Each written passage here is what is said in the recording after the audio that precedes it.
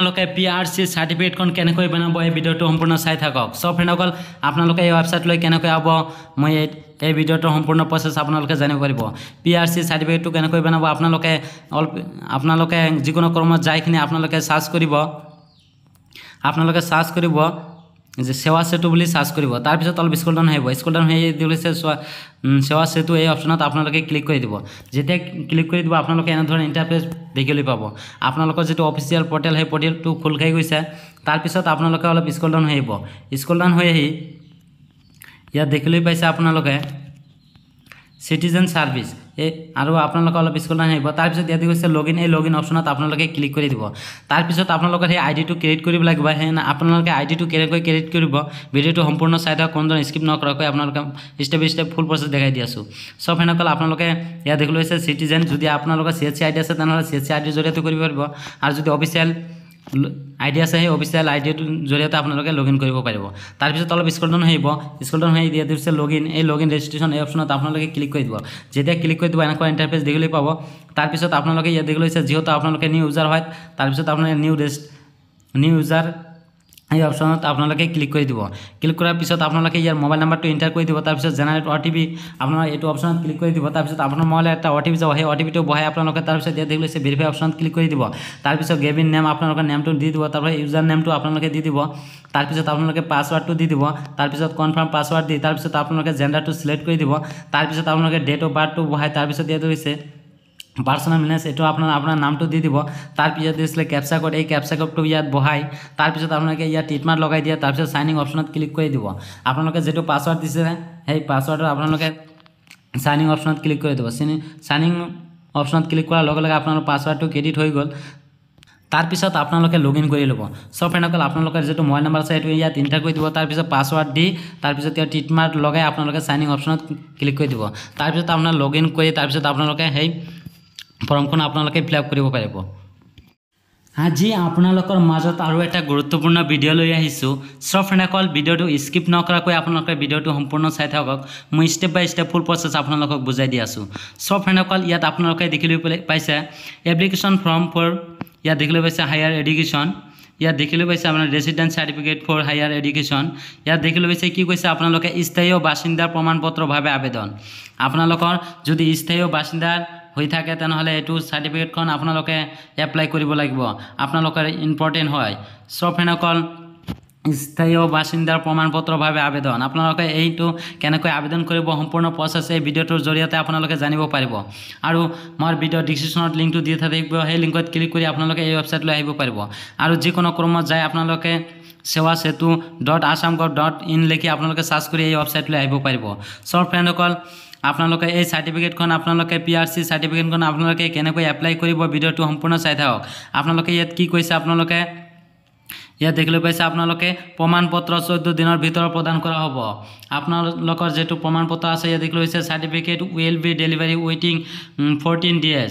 সব ফ্ৰেণ্ডসকল আপোনালোকে নিশ্চয় ইয়াত বুজি পালে। আৰু ইয়াত দেখিবলৈ পাইছে ফিজ মাচুল, আপোনালোকৰ মাচুল দিব লাগিব। ইয়াত দেখিবলৈ পাইছে সাৰ্ভিসিং চাৰ্জ, ইয়াত দেখিবলৈ পাইছে আপোনাৰ CSC সেৱা মাচুল PFC CSC আপোনালোকৰ এইটো মাচুল দিব লাগিব আপোনালোকৰ 30 টকা দি আপোনালোকে এইটো এপ্লাই কৰিব লাগিব। সব ফ্ৰেণ্ডসকল আপোনালোকে প্ৰিণ্টিং চাৰ্জ ইয়ৰ ছপা খৰচ PSC কোনো প্ৰিণ্টিঙৰ ক্ষেত্ৰত 10 টকা।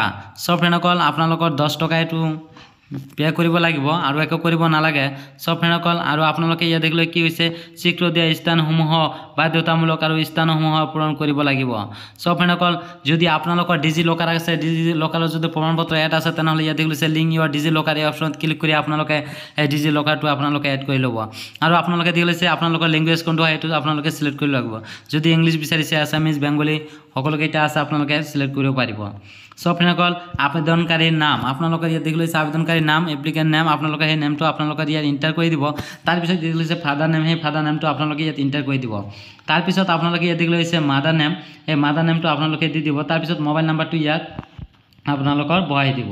তাৰপিছত ইয়াত ইমেইল আইডি, তাৰপিছত ডেট অফ বাৰ্থটো আপোনালোকে ইয়াত ইণ্টাৰ কৰি দিব।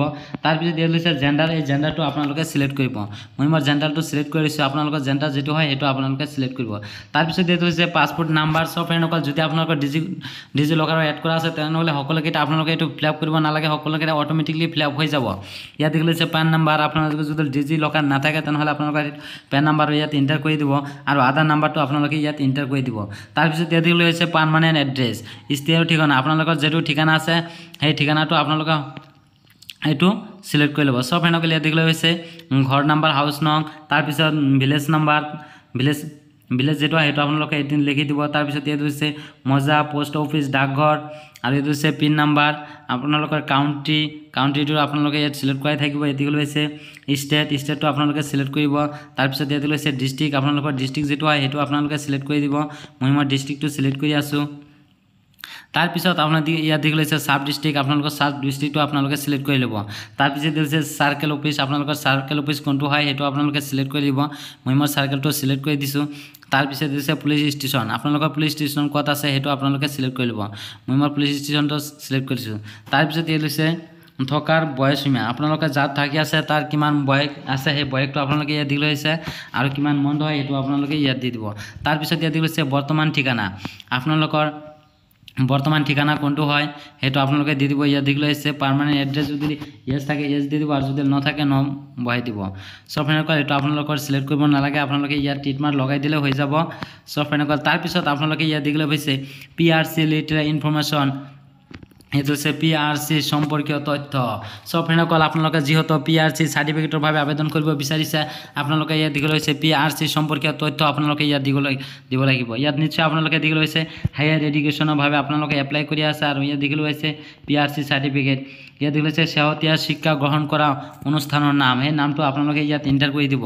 তাৰপিছত ইয়াত দেখিবলৈ পাইছে দেশৰ কোনো অংশ আপোনাৰ বা আপোনাৰ পৰিয়ালৰ কোনো অপৰাধমূলক অভিলেখ বা অপৰাধমূলক কাৰ্যবিধি আছেনে সেইটো আপোনালোকে ইয়াৰ পৰা চিলেক্ট কৰি দিব। আপোনাৰ যদি ইয়েছ হয় ইয়েছ দিয়ে দিব আৰু যদি ন হয় ন বহাই দিব। তাৰপিছত আপোনালোকে ইয়াত দেখিবলৈ পাইছে আপোনালোকে ফাইল ৰেফাৰেন্স। সব ফ্ৰেণ্ডসকল আপোনালোকে ইয়াত দেখিবলৈ পাইছে জন্ম প্ৰমাণপত্ৰ আপোনালোকে ইয়াত আপলোড কৰিব লাগিব। যদি ডিজি লকাৰ আছে তেনেহ'লে অট'মেটিকলি এড হৈ যাব। আপোনালোকে এইটো চিলেক্ট কৰি আপোনালোকে সেই জন্ম প্ৰমাণপত্ৰটো আপোনালোকে ইয়াত আপলোড কৰিব লাগিব। আৰু ইয়াত দেখিবলৈ পাইছে আপলোড নিজৰ বা অভাৱিকৰ এটা ঠিকনাৰ প্ৰমাণপত্ৰ আপলোড কৰক। সব ফ্ৰেণ্ডসকল আপোনালোকৰ যিটো ঠিকনাৰ ডকুমেণ্টছ আছে সেই ডকুমেণ্টছখিনি ইয়াত আপলোড কৰিব লাগিব। আৰু ইয়াত কি কৈছে পিতৃ মাতৃ অথবা পূৰ্বপুৰুষৰ অসমত একেৰাহে অন্যতম 50 বছৰ স্থায়ীভাৱে বসবাস কৰাৰ নথি নাইবা অভিভাৱকৰ অন্যতম 20 বছৰৰ স্থায়ীবাসী একেৰাহে বসবাস কৰাৰ নথি পত্ৰ সেইটো আপোনালোকে আপলোড কৰিব পাৰে। সব ফ্ৰেণ্ডসকল আৰু ইয়াত কি কৈছে আপোনালোকে যিকোনো স্থানৰ সম্পত্তিৰ ৰেকৰ্ড বা নতুন মাটিৰ খাজনা ৰচিদ আপোনালোকে ইয়াত আপলোড কৰিব পাৰে। আৰু ইয়াত লৈছে চাৰ্টিফিকেট কপি ভোটাৰ তালিকা আপোনাৰ যদি সেইটো আছে সেইটো আপোনালোকে আপলোড কৰিব পাৰে। আৰু যদি আপোনালোকৰ হাই স্কুল শিক্ষান্ত পৰীক্ষাত প্ৰমাণপত্ৰ নাইবা প্ৰমাণপত্ৰ ফটোকপি আপোনালোকে ইয়াত আপলোড কৰিব পাৰে। তাৰপিছত ইয়াত লৈছে পাছপোৰ্ট সাইজ ফটোগ্ৰাফ, আপোনালোকৰ সেই ফটোগ্ৰাফটো আপোনালোকে ইয়াত আপলোড কৰিব লাগিব। সব ফ্ৰেণ্ডসকল আপোনালোকৰ যিটো ফটো আছে সেই ফটোখন ইয়াত আপলোড কৰি দিব। এই ব্ৰাউজাৰ অপশ্যনত ক্লিক কৰি আপোনালোকে আপলোড কৰিব পাৰিব। আৰু ইয়াত কি কৈছে আপোনালোকে ভাৰতীয় পাছপোৰ্ট নাইবা ৰাষ্ট্ৰীয় নাগৰিক পঞ্জীয়ত 1951 চনৰ প্ৰমাণপত্ৰ আপোনালোকে ইয়াত আপলোড কৰিব লাগিব। সব ফ্ৰেণ্ডসকল আৰু আপোনালোকে ইয়াত আপলোড কৰিব লাগিব দিছে বৰ্তমান কাৰ্যবাহী নিৰ্বাহ কৰি থকা কৰ্মক্ষেত্ৰৰ নিয়োগকৰ্তাৰ পৰা নিয়োগ সম্পৰ্কীয় প্ৰমাণপত্ৰ যদি প্ৰয়োজন আপোনালোকে ইয়াত আপলোড কৰিব পাৰে, যদি নকৰে তেনেহ'লে নহ'ব এইটো। আৰু ইয়াত দেখিবলৈ পাইছে আবেদনকাৰীৰ লগত সম্পৰ্ক থকা পৰিয়ালৰ যিকোনো সদস্য স্থানীয় বাসিন্দাৰ প্ৰমাণপত্ৰ আপোনালোকে ইয়াত আপলোড কৰি দিব। সব ফ্ৰেণ্ডসকল আপলোড কৰি ইয়াত দেখিছে ছেভ নেক্সট অপশ্যনত আপোনালোকে ক্লিক কৰি দিব। ক্লিক কৰি দিয়াৰ পিছতে আপোনালোকে সেই ছাবমিট অপশ্যনৰ আহিব, সেই আপোনালোকে ছাবমিট কৰি দিব। ছাবমিট কৰাৰ লগে লগে আপোনাৰ এই PRC চাৰ্টিফিকেটখন আপোনালোকৰ ছাবমিট হৈ যাব। সব ফ্ৰেণ্ডসকল তাৰপিছত আপোনালোকৰ ইয়াত দেখিবলৈ পাইছে প্ৰমাণপত্ৰ 14 দিনৰ ভিতৰত কৰা হ'ব। সব ফ্ৰেণ্ডসকল আপোনালোকৰ 14 দিনৰ ভিতৰতে আপোনালোকে PRC চাৰ্টিফিকেটখন লাভ কৰিব। সব ফ্ৰেণ্ডসকল এনেধৰণৰ গুৰুত্বপূৰ্ণ আপোনালোকৰ যদি অলপ হ'লেও চাই সুবিধা হৈছে তেনেহ'লে গুৰুত্বপূৰ্ণ ভিডিঅ' পোৱাৰ আগে মোৰ চেনেলটো ছাবস্ক্ৰাইব কৰি দিয়ক, যাতে মই ভিডিঅ' চোৱাৰ লগে লগে আপোনাৰ মোবাইলত ন'টিফিকেশ্যনটো সোমায়। Thank U.